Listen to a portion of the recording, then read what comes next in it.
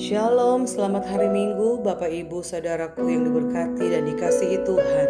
Puji Tuhan, hari ini kita boleh bertemu lagi dalam ibadah kita. Pada hari ini kita bersyukur karena Allah kita adalah Allah yang setia, yang selalu memelihara hidup kita, yang menjaga kita, yang juga menolong kita, dan pertolongan Tuhan selalu indah dan tepat pada waktunya. Mari hari ini kita mau naikkan syukur kita kepada Tuhan untuk semua kebaikan Tuhan, untuk pemeliharaan Tuhan yang sempurna, untuk kasih setia Tuhan yang selalu baru setiap hari. Kita mau sama-sama bersatu hati berdoa sebelum kita akan membuka ibadah ini. Bapa di surga, kami bersyukur untuk hari yang diberkati Tuhan. Hari ini kami berterima kasih karena Engkau boleh kumpulkan kami sehati untuk ada lagi dalam hadirat-Mu. Engkau tahu hati kami Tuhan, Engkau tahu kerinduan kami. Kami hanya rindu berjumpa dengan Tuhan, menikmati hadirat-Mu. Kami ingin menikmati-Mu Tuhan, dan kami rindu lawatan Tuhan terjadi atas hidup kami dimanapun kami berada. Satukan hati kami, satukan roh kami. Biarlah kami boleh berjumpa Tuhan hari ini. Kami boleh beribadah, memuliakan Tuhan, meninggikan Tuhan, mengagungkan nama di atas segala nama. Karena hanya Engkau yang layak terima pujian penyembahan kami. Urapi kami Tuhan, sucikan, kuduskan, layakan kami semua, untuk kami boleh ada di hadirat-Mu hari ini, melayani Tuhan. Dan biarlah apa yang kami kerjakan tidak sia-sia, tapi kami yakin Engkau berkenan dan duduk di atas puji-pujian umat-umat-Mu. Kami serahkan ibadah ini ke dalam tangan Tuhan. Berkaryalah Roh Kudus.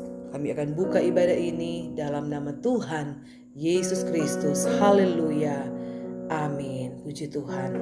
Mari kita nyanyikan pujian bagian yang terbaik. Engkau tahu kerinduan kami selalu dekat denganmu, ingin mendengar suaramu Bapa. Lebih dari segalanya kami ingin mengenalmu. Hanya ini kerinduan kami Tuhan.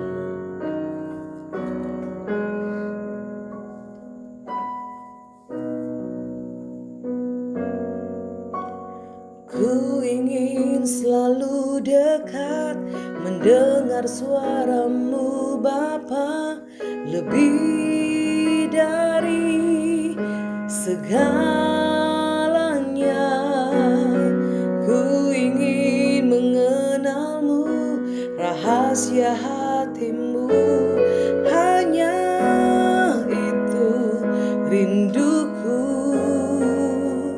memilihmu bagian yang terbaik. Selamanya tak akan terganti.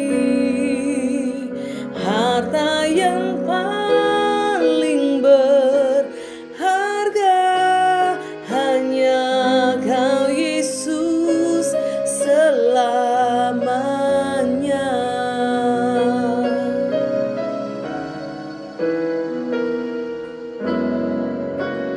Ku ingin selalu dekat, mendengar suaramu Bapa, lebih dari segalanya. Ku ingin mengenalmu, rahasia hatimu, hanya itu rinduku, memilihmu bagian yang terbaik. Selamanya tak akan terganti.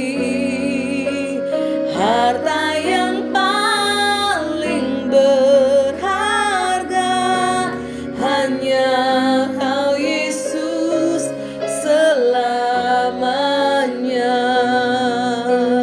Memilihmu bagian yang terbaik. Selamanya tak akan terganti. Harta yang paling berharga hanya Kau Yesus selamanya. Memilihmu bagian yang terbaik.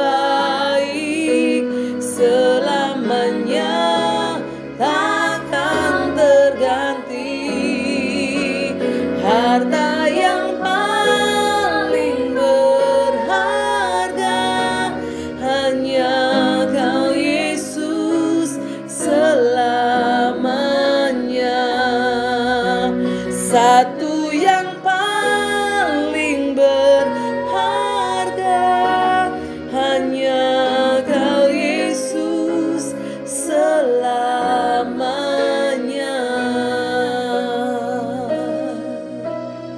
Benar Tuhan, Engkaulah satu-satunya harta kami yang paling berharga.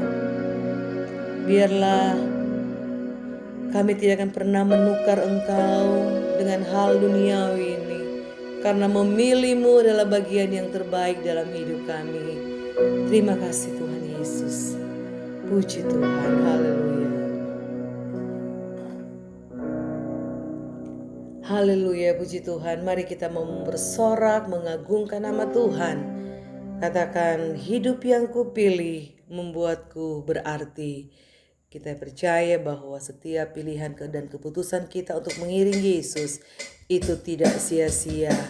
Haleluya, puji Tuhan.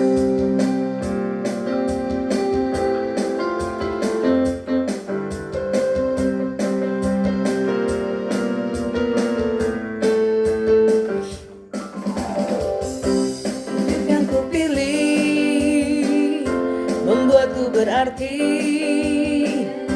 Karena Yesus Tuhan, tempatku percaya dan berharap. Ku buka mataku, lihat sekelilingku. Ku harus nyatakan kebenarannya yang membebaskan. Karena kuasa-Mu, karena kehebatan-Mu, ku dapat lakukan perkara besar yang Engkau janjikan. Yesus, Kaulah sahabatku. Yesus, Kau yang akan selalu berada di sisiku. Kau sumber kuatku. Oh Yesus, Kaulah sahabatku. Yesus, Kau yang tak pernah jemu-jemu di sisiku. Kau sumber kuatku. Haleluya. Hidup yang kupilih membuatku berarti. Hidup yang kupilih membuatku berarti. Karena Yesus Tuhan, tempatku percaya dan berharap. Ku buka mataku, lihat sekelilingku. Ku harus nyatakan kebenarannya yang membebaskan. Karena kuasa-Mu, karena kehebatan-Mu, ku dapat lakukan perkara besar yang Engkau janjikan. Yesus, Kaulah sahabatku. Yesus, Kau yang akan selalu berada di sisiku. Kau sumber kuatku. Oh Yesus, Kaulah sahabatku. Yesus, Kau yang tak pernah jemu-jemu di sisiku. Kau sumber kuatku. Oh Yesus, Kaulah sahabatku. Yesus, Kau yang akan selalu berada di sisiku. Kau sumber kuatku. Oh Yesus, Kaulah sahabatku. Yesus, Kau yang akan selalu di sisiku. Kau sumber kuatku.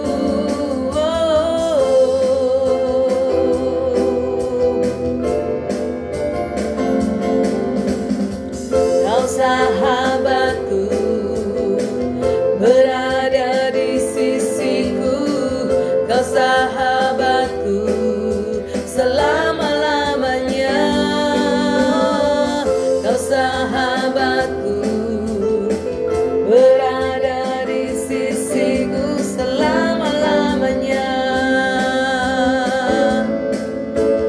Yesus, Kaulah sahabatku.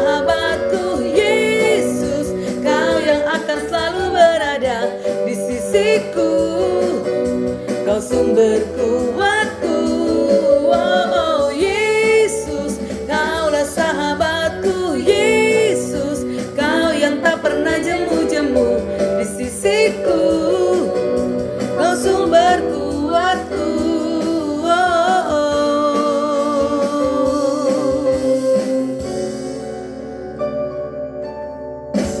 Haleluya, puji Tuhan. Mari kita siapkan hati kita untuk kita mendengar kebenaran firman Tuhan. Biarlah suara Injil kebenaran itu akan meneguhkan kita hari ini untuk semakin hari lebih lagi mengasihi Tuhan.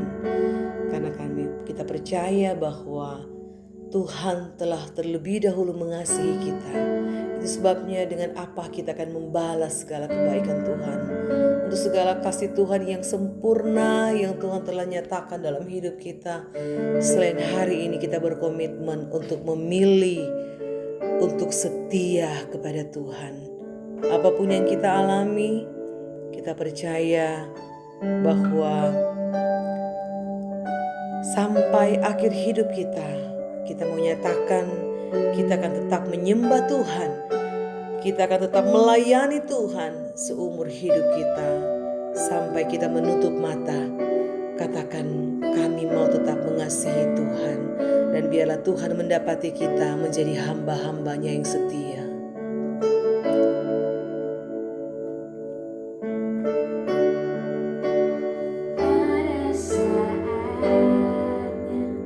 Yang ku alami tak seperti yang aku ingini, ku tetapkan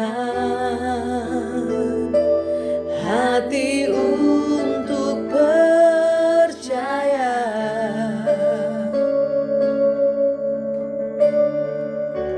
Ada saatnya yang ku hadapi, seringkali aku tak mengerti.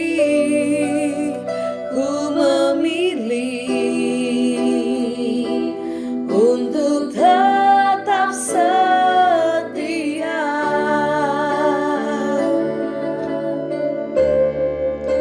Sampai akhir di hidupku, ku kan tetap menyembahmu, melayanimu seumur hidupku.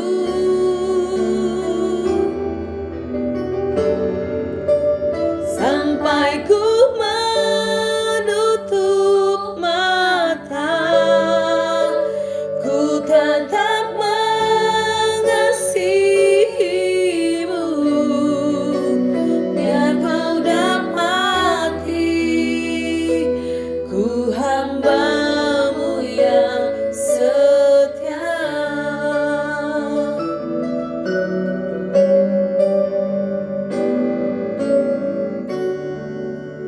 Ada saatnya yang ku alami tak seperti yang aku ingini, ku tetapkan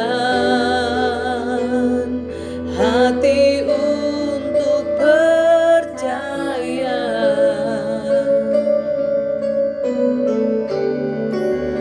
Ada saatnya yang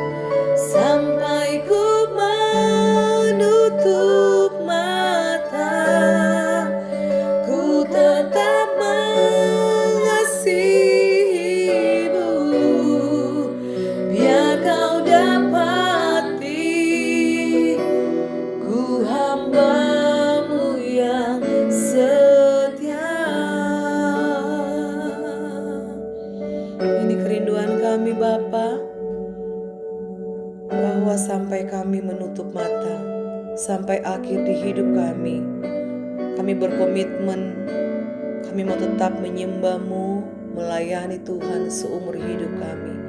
Kami mau tetap mengasihi-Mu Tuhan. Bahkan kami mau tetap katakan, sekali Yesus tetap Yesus, sekali Yesus selamanya Yesus. Sehingga Engkau mendapati kami adalah hamba-hamba yang setia dan taat sampai akhir, melakukan semua perintah dan kewajiban-Mu Tuhan. Terima kasih Bapa di surga untuk lawatan-Mu hari ini. Kami percaya kami semua telah dipuaskan dalam hadirat-Mu. Dan biarlah hati kami tetap percaya sungguh hanya kepada Tuhan. Karena kami yakin apapun yang kami alami, apapun yang kami hadapi, walaupun seringkali kami tidak mengerti Tuhan, tapi lewat kebenaran firman-Mu yang akan membuat kami mengerti, memahami semua kehendak Tuhan. Dan biarlah kami menjadi hamba-hamba-Mu yang setia dan taat, mendengar firman dan melakukan firman-Mu. Berkati hamba-Mu Tuhan, biarlah hati Tuhan, isi hati-Mu, pikiran-Mu dinyatakan lewat hamba-Mu. Suara Injil kebenaran akan disampaikan pada hari ini dan memberkati kami semua. Terpujilah nama-Mu kekal untuk selama-lamanya. Inilah ucapan syukur kami. Kami terima, siap dengar firman-Mu dan melakukannya dalam nama Tuhan Yesus Kristus. Haleluya. Amin. Puji Tuhan.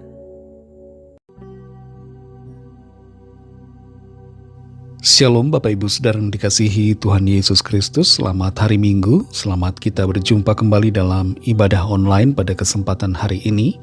Kita bersyukur karena Tuhan selalu baik dalam kehidupan kita. Rencana Tuhan sempurna.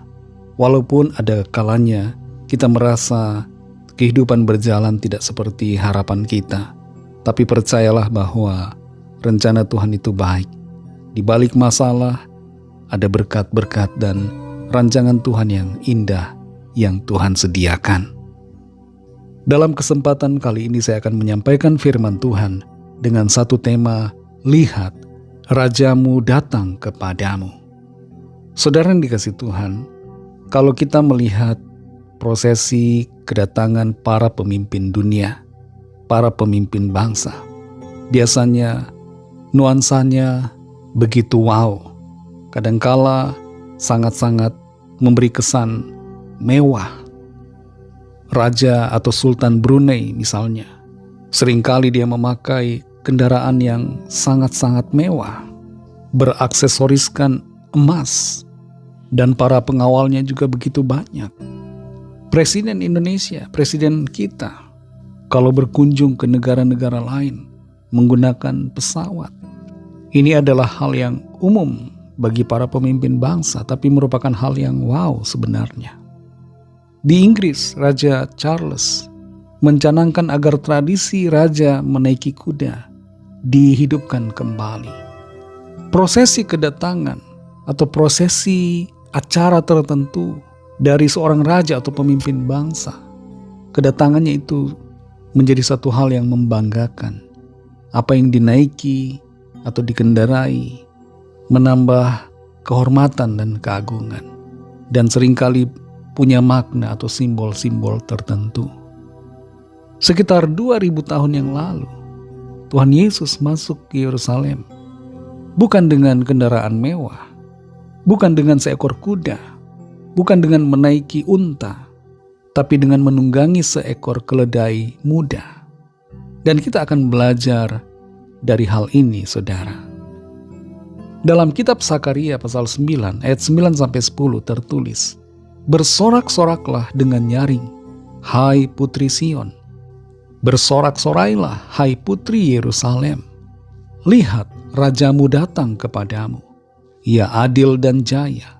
Ia lemah lembut dan mengendarai seekor keledai beban yang muda.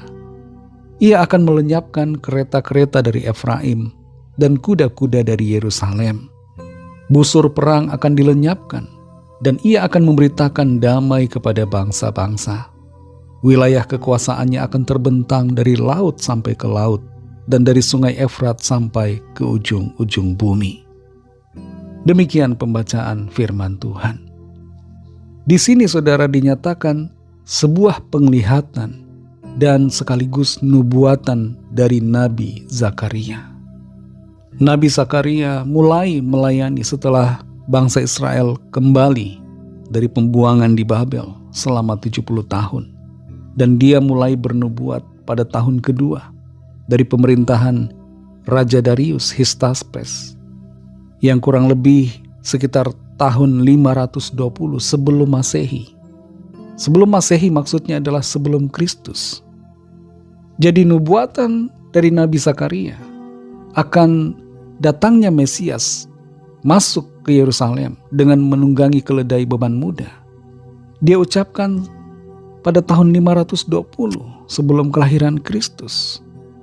Dan Tuhan Yesus datang masuk Yerusalem dalam keadaannya sebagai manusia, naik keledai pada tahun 30 atau 33 Masehi. Dengan kata lain pada tahun 30 atau tahun 33 sesudah kelahirannya.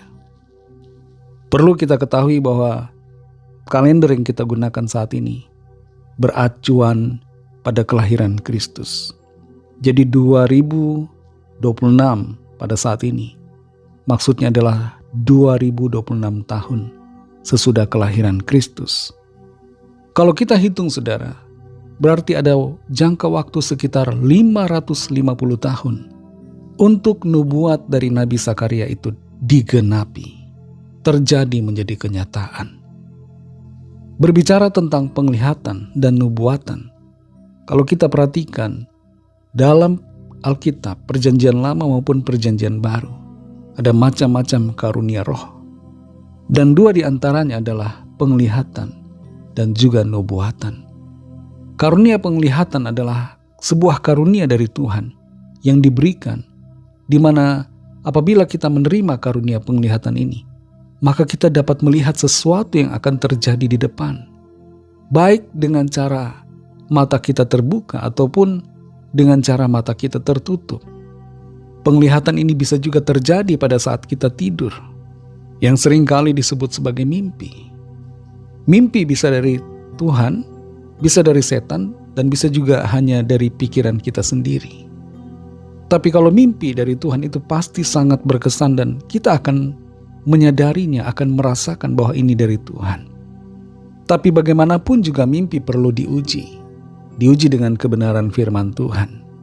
Dan penglihatan pun saudara sebenarnya perlu diuji. Tidak semua penglihatan itu benar. Tapi di sini saudara, apa yang dilihat oleh Nabi Zakaria itu benar, walaupun penggenapannya sangat lama. Dan ketika dia bernubuat akan hal ini, sebenarnya orang-orang kurang begitu mengerti apa yang dia katakan. Tapi oleh ilham Roh Kudus, dia berbicara tentang sesuatu yang akan terjadi jauh di depan. Masih 550 tahun lagi baru digenapi. Tapi disinilah spesialnya, yang luar biasanya dari karya Roh Kudus. Nubuatan ini meneguhkan akan kedatangan Kristus pada masanya, sehingga apa yang akan terjadi itu mendapatkan legitimasinya melalui nubuatan yang sudah diucapkan. Dan kalau kita perhatikan saudara, kalau kita pelajari, ada lebih dari 300 nubuatan dalam Perjanjian Lama yang digenapi oleh Tuhan Yesus. Dan masih ada banyak lagi nubuatan yang akan terjadi, yang dinubuatkan dalam Perjanjian Baru, yang nantinya akan digenapi oleh Tuhan Yesus. Nubuatan-nubuatan dalam Perjanjian Lama berbicara tentang kelahiran Kristus, bahwa dia akan dilahirkan melalui seorang perawan. Kelahirannya terjadi di Bethlehem. Dia juga disebut akan lahir dari garis keturunan Daud. Kemudian dia juga akan disebutkan sebagai orang Nazaret. Dalam pelayanannya ada begitu banyak nubuatan yang telah menyatakan tentang pelayanannya, bahwa dia akan melayani di daerah Galilea. Kemudian bahwa Mesias atau Kristus yaitu Tuhan Yesus akan berbicara dalam perumpamaan-perumpamaan dan melakukan mujizat-mujizat kesembuhan. Orang buta melihat, orang timpang, orang lumpuh berjalan, dan berbagai mujizat lainnya. Kematiannya juga sudah dinubuatkan, bahwa dia akan dikhianati dengan 30 keping perak. Tangan dan kakinya akan ditusuk, jubahnya akan dibagi-bagikan, akan diundi. Dia akan dikuburkan di makam orang kaya. Dan kebangkitannya juga dinubuatkan, bahwa tubuhnya tidak akan membusuk. Dia akan naik ke tempat tinggi, yaitu sorga. Dan begitu banyak nubuatan lainnya yang telah diucapkan oleh para nabi, oleh kuasa dan ilham Roh Kudus tentang Kristus, di mana salah satunya sudah kita baca melalui apa yang dinyatakan oleh Nabi Zakaria ini. Seorang profesor bernama Peter Stoner pernah melakukan analisis statistik untuk melihat kemungkinan satu orang dapat menggenapi nubuatan-nubuatan yang disampaikan dalam Perjanjian Lama secara kebetulan. Dia menemukan bahwa untuk menggenapi 8 nubuatan saja, peluangnya atau kemungkinannya adalah 1:10⁻17. Dengan kata lain, 1:100 juta triliun. Itu angka yang sangat banyak. Artinya peluangnya sangat kecil. Dan untuk menggenapi 48 nubuatan, peluangnya 1:10⁻157. Bayangkan saudara, angka 1 kemudian tuliskan 0 sesudah angka 1 itu sebanyak 157. Kita jadi susah untuk menyebutkannya. Artinya adalah peluangnya semakin tambah kecil, saudara. Semakin sangat tidak mungkin untuk terjadi penggenapan dari nubuatan itu.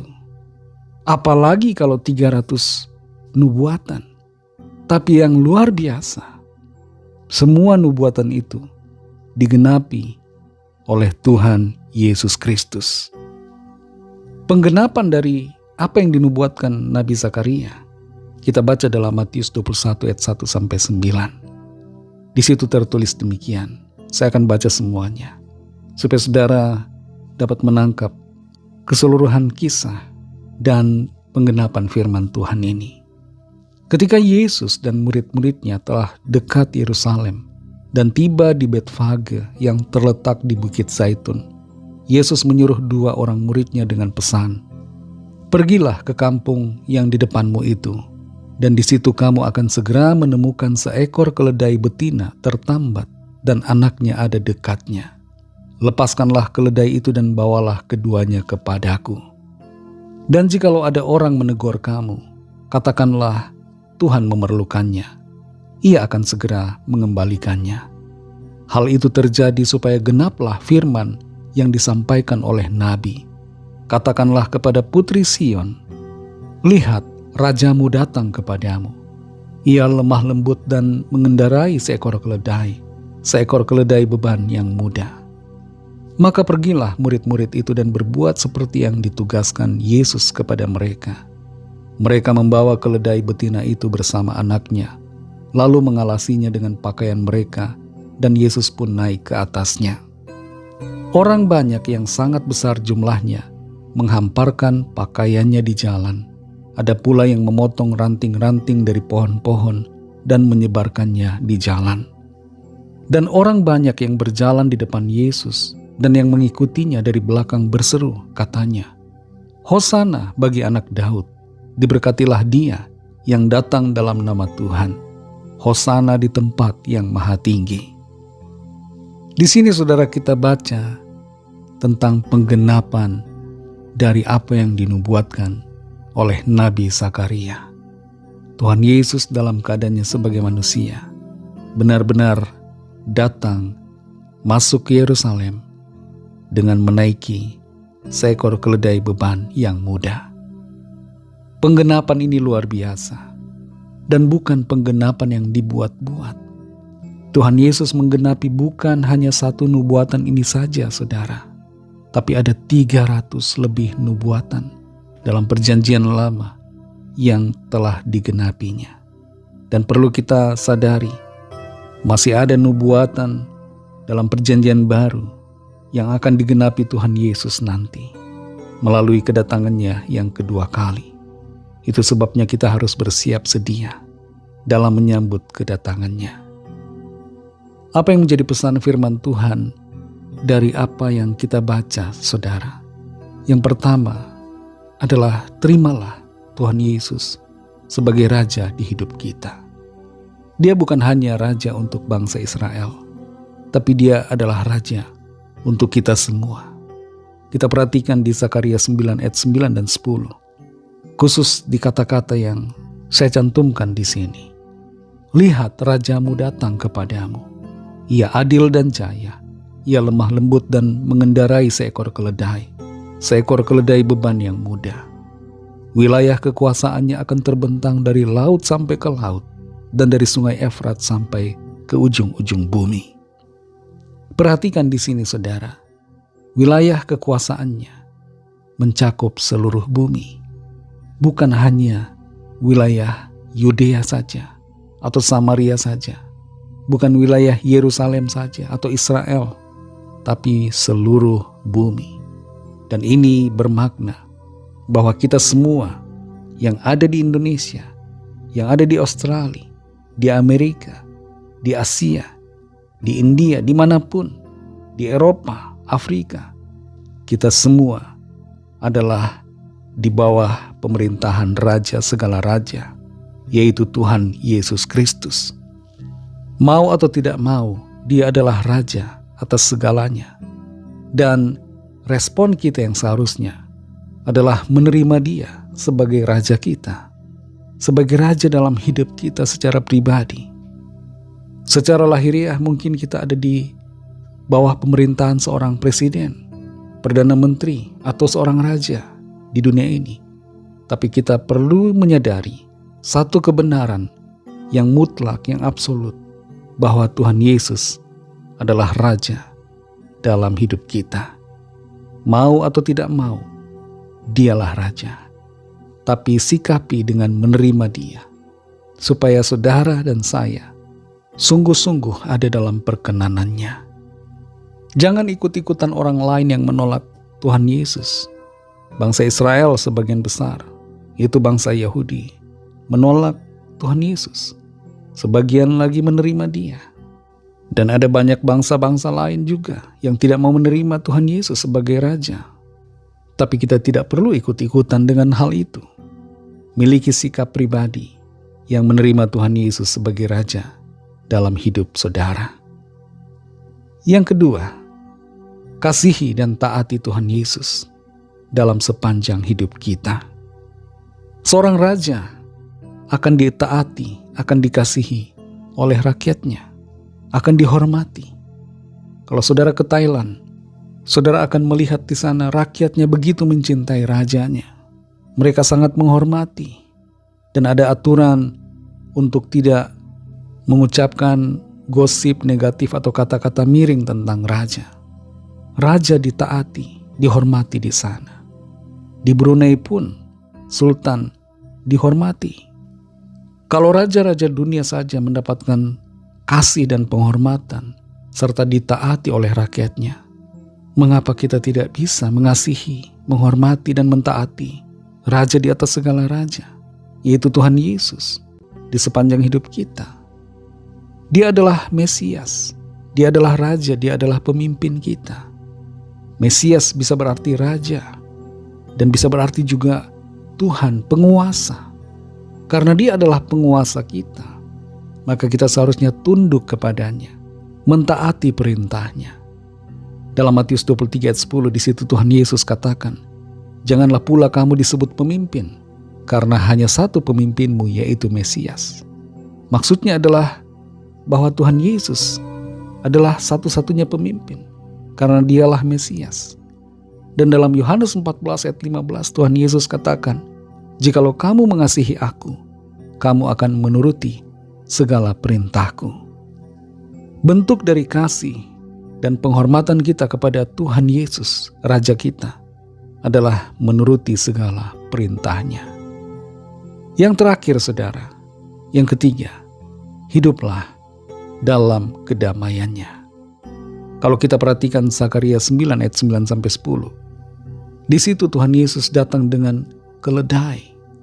Dia tidak datang dengan seekor kuda, tapi seekor keledai. Seorang raja seharusnya datang dengan situasi yang membuat orang-orang kagum. Datang dengan kuda yang gagah perkasa, yang membuat orang berdecak kagum. Tapi Tuhan Yesus tidak demikian. Dia bukan raja perang, tapi dia raja damai. Itu sebabnya dia datang dengan mengendarai seekor keledai yang muda. Dan kita perhatikan ayat 10, ia akan melenyapkan kereta-kereta dari Efraim dan kuda-kuda dari Yerusalem. Busur perang akan dilenyapkan, dan ia akan memberitakan damai kepada bangsa-bangsa. Jelas di sini saudara, Tuhan Yesus datang sebagai Raja Damai. Dia membawa damai buat saudara dan saya. Apa yang dimaksud dengan damai di sini? Yaitu dia memperdamaikan kita dengan dirinya. Karena kita adalah orang-orang yang berdosa. Kita adalah musuh Allah. Kita adalah musuh Tuhan. Tapi dia datang membawa damai buat kita. Dia memperdamaikan saudara dan saya lewat pengorbanannya, penebusannya di atas kayu salib. Dan perdamaian yang Tuhan berikan buat kita membuat kita memiliki damai. Ada damai dalam hati kita karena kita telah ditebus, telah diampuni, telah dibenarkan oleh kuasa darah Yesus. Dan sebagai dampak dari damai yang Tuhan kerjakan lewat penebusannya dan pengorbanannya bagi kita, maka kita hidup dalam kedamaiannya. Kita tidak seharusnya berperang satu sama lain, karena kita adalah anak-anak Allah. Kita adalah agen-agen perdamaian selama kita ada di dunia ini. Tuhan Yesus adalah teladan damai kita. Dia juga adalah damai kita secara pribadi. Karena itu hiduplah selalu dalam kedamaian yang dari Tuhan. Dalam keluarga kita, berdamailah selalu. Damai dengan pasangan hidup, damai dengan saudara bersaudara, damai dengan orang tua, damai dengan siapa saja. Biarlah damai sejahtera Roh Kudus yang ada di dalam hati kita karena telah diberikan oleh Tuhan Yesus senantiasa mewarnai kehidupan kita hari lepas hari. Saya percaya firman Tuhan akan menolong kita lebih lagi berjalan dalam kebenarannya, dan Roh Kudus akan memberikan kita pemahaman yang lebih dalam untuk semakin mengenal kehendak Tuhan. Tuhan Yesus memberkati saudara semua. Mari kita berdoa. Terima kasih Tuhan Yesus, kami bersyukur untuk firman-Mu yang sudah kami dengar, yang memberikan kami tuntunan, kekuatan, membuka mata kami secara rohani, memberikan kami pengertian. Engkau adalah Tuhan dan Juru Selamat. Engkau adalah Raja segala raja. Engkaulah Raja kami. Engkaulah Mesias kami. Engkau pemimpin kami. Kami menerima Engkau Tuhan Yesus sebagai Raja kami. Dan kami mau mentaati Engkau. Kami mau mengasihi Engkau Tuhan Yesus. Kami mau hidup dalam kedamaian-Mu yang telah Engkau berikan. Damai yang Engkau berikan sangat besar Tuhan. Lebih daripada apa yang bisa kami miliki di dunia ini. Damai yang daripada-Mu sungguh luar biasa. Terima kasih karena Engkau telah datang memperdamaikan kami dengan diri-Mu. Engkau yang adalah Allah yang Maha Suci mau turun ke dunia untuk memperdamaikan kami dengan diri-Mu. Terima kasih Tuhan Yesus, terima kasih Bapa, terima kasih Roh Kudus. Engkau Tuhan dan Allah kami yang setia, yang mengasihi kami. Kasih-Mu tidak berkesudahan, kesetiaan-Mu kekal selama-lamanya. Pimpin kami selalu agar hidup kami berkenan di hadapan-Mu, melakukan firman-Mu, dan taat sampai akhir. Terima kasih Tuhan. Pimpinlah kami di sepanjang hari-hari ke depan, sepanjang pekan yang akan kami lalui, dalam tugas aktivitas kami, dalam studi, pekerjaan, usaha, pelayanan, dan dalam segala hal. Biarlah pimpinan-Mu Tuhan nyata bagi kami, memampukan kami untuk berhasil dan berkemenangan dalam segala perkara. Mampukan kami juga Tuhan menjadi saksi-saksi-Mu dimanapun kami berada. Kami berdoa bagi yang sakit dan yang sedang dalam masalah persoalan, pergumulan apapun yang dihadapi. Lawatlah setiap kami Tuhan. Kesembuhan terjadi, pemulihan terjadi, ada kelepasan, ada pertolongan Tuhan. Ada semangat baru, ada penghiburan, ada kekuatan, ada mujizat Tuhan yang heran yang dinyatakan. Berkatilah bangsa kami Indonesia dan juga semua bangsa di dunia ini. Berikanlah keamanan, kedamaian, dan kesejahteraan. Dan curahkanlah rahmat kasih karunia-Mu, agar setiap orang mengalami keselamatan yang daripada-Mu. Kami serahkan semua ke dalam tangan kasih-Mu. Dalam nama Tuhan Yesus Kristus, Tuhan dan Juru Selamat kami sudah berdoa dan mengucap syukur. Haleluya. Mari sama-sama kita berdoa, doa Bapa kami. Bapa kami yang di sorga, dikuduskanlah nama-Mu, datanglah kerajaan-Mu, jadilah kehendak-Mu di bumi seperti di sorga. Berikanlah kami pada hari ini makanan kami yang secukupnya. Dan ampunilah kami akan kesalahan kami, seperti kami juga mengampuni orang yang bersalah kepada kami. Dan janganlah membawa kami ke dalam pencobaan, tetapi lepaskanlah kami daripada yang jahat, karena Engkaulah yang mempunyai kerajaan, dan kuasa dan kemuliaan, sampai selama-lamanya. Amin. Terimalah berkat Tuhan. Tuhan memberkati engkau dan melindungi engkau. Tuhan menyinari engkau dengan wajah-Nya dan memberikan kasih karunia. Tuhan menghadapkan wajah-Nya kepadamu dan memberikan damai sejahtera.